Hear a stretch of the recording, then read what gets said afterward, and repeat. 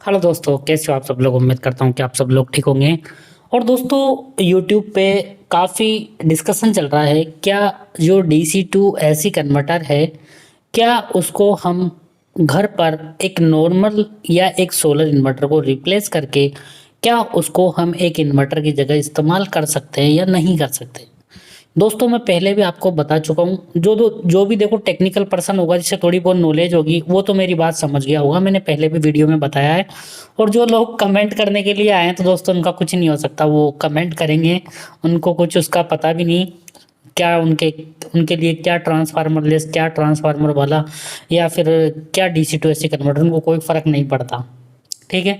जो technical person होगा वो मेरी बात समझ चुका होगा कि डीसी टू एसी कन्वर्टर में क्या प्रॉब्लम है। अब बहुत सारे लोगों ने वीडियो बनाई कि इस पे किस प्रकार हम घर के लिए यूज कर सकते हैं, तो सब कुछ डिटेल में डिस्कस करेंगे। तो सबसे पहली चीज़ कि दोस्तों, जो भी किसान भाई है जिन्होंने कुसुम योजना में सोलर वाटर पंप अपने घर पे लगाया हुआ है, उनके लिए ये बिल्कुल वरदान है। बिल्कुल मैं डेफिनेटली रिकमेंडेड करता हूँ उनको, क्योंकि दोस्तों इस प्राइस में कभी भी कोई डीसी टू एसी कन्वर्टर नहीं आया। अगर हम बात करें स्मार्टन के क्रांति सीरीज की, जो भी सोलर वाटर पंप पे लगाने के लिए था, बट उसका प्राइस 50,000 के समथिंग था। तो जो भी 3 किलो वाट तक, हमारे घरों का लोड नॉर्मली इतना ही होता है 3 किलो वाट तक, तो कोई भी व्यक्ति अपना जो सोलर वाटर पंप है जिसको हम कभी यूज़ नहीं कर रहे तो उस पर लगा के आराम से यूज़ कर सकता है। ठीक है। ये तो बात हो गई किनको यूज़ करना है। और ऑन ग्रिड वाले भी, जैसे वो कोई किसी ने गांव में ऑन ग्रिड लगा रखा है तो वहाँ पे बार बार लाइट जाती है, तो वहाँ पे एक चेंज ओवर लगा के इसको यूज़ कर सकता है। बट जो इलेक्ट्रिसिटी बोर्ड वाले हैं वो अलाउ नहीं करते, मतलब वो उनका मानना है कि इसको कोई छेड़छाड़ नहीं करेगा, क्योंकि वो गवर्नमेंट का सिस्टम होता है। बट फिर भी यदि आप करना चाहो तो कर सकते हो, कोई दिक्कत वाली बात नहीं है उसमें। अब बात करते हैं दोस्तों, यूट्यूब पे मैंने देखा कुछ लोग डीसी टू एसी कन्वर्टर को यूज करने का तरीका बता रहे हैं। बट दोस्तों मेरी मानो तो देखो, आप 24 से 25 हज़ार रुपये खर्च करोगे तो दोस्तों क्यों जुगाड़ करना मैं बार बार, क्योंकि उससे दिक्कत ही होगी, आपको कोई फ़ायदा नहीं होने वाला। बार बार आप चेंज ओवर को चेंज करोगे या फिर सप्लाई को चेंज करोगे, बहुत ज़्यादा दिक्कत होने वाली है।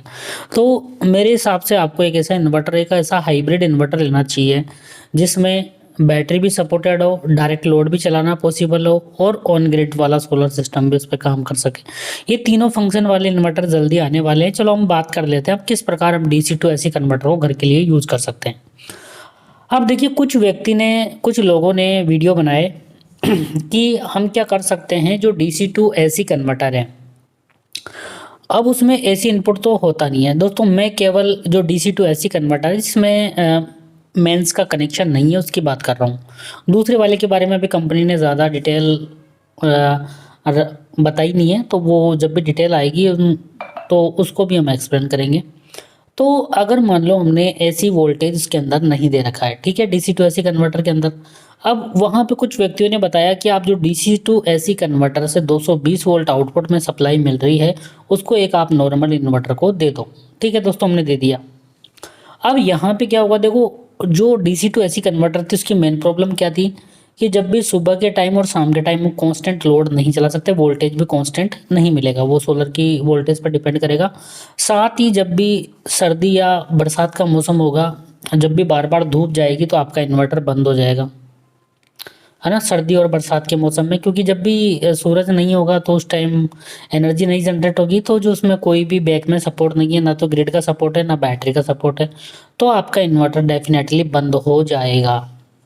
तो इसका कुछ लोगों ने सॉल्यूशन बताया कि आप क्या करिए कि जो आपका डीसी टू एसी कन्वर्टर है उसके आगे आप उस इन्वर्टर से जो एसी सप्लाई जा रही है वो आप एक नॉर्मल इन्वर्टर को दे दीजिए। ठीक है। तो जब तक मतलब एक नॉर्मल इन्वर्टर और बैटरी आपने लगा दी, तो जब तक दोस्तों दिन भर अगर आपको मान लो सोलर रहता है तो उससे आपका नॉर्मल इन्वर्टर के थ्रू सप्लाई होते हुए बाईपास होगी और आपका घर का लोड चलेगा। ठीक है, कोई दिक्कत नहीं है। अब यहाँ पे आपकी बैटरी भी चार्ज होगी। अब जैसे ही बादल आए तो आपका DC to AC converter off हो जाएगा और आपका घर का लोड उससे चलने लगेगा। ठीक है, आपका घर का लोड उससे चलने लग जाएगा, जो भी आपका नॉर्मल इन्वर्टर है उससे चलने लग जाएगा। अब दोस्तों मान लो 3 किलोवाट का इन्वर्टर है, तो 3 किलोवाट का ही आपको एक नॉर्मल इन्वर्टर और बैटरी लेना पड़ेगा। उसका प्राइस 30,000 रुपये अलग से हो जाएगा। 30 से 30,000 रुपये तो हो जाएगा दोस्तों। 15 हज़ार रुपये का इन्वर्टर मान लो, मतलब 25 मान लो, 30 भी नहीं मानो तो आप, तो 30 हज़ार रुपये वो हो गए, प्लस 24-25 हज़ार रुपये वो हो गए। तो दोस्तों प्राइस बढ़ के आपको टोटल वही कॉस्ट पड़ गया एक हाइब्रिड इन्वर्टर का। यहाँ पे टोटल कॉस्ट हो गया आपको 24 मतलब 45 से 50 हज़ार रुपये कॉस्ट पड़ गया। अब उसके बाद भी सिस्टम में बहुत सारी दिक्कतें मैं बताता हूँ।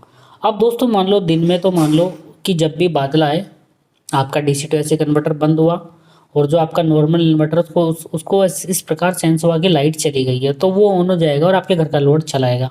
बट यहाँ पे दिक्कत है दोस्तों रात को।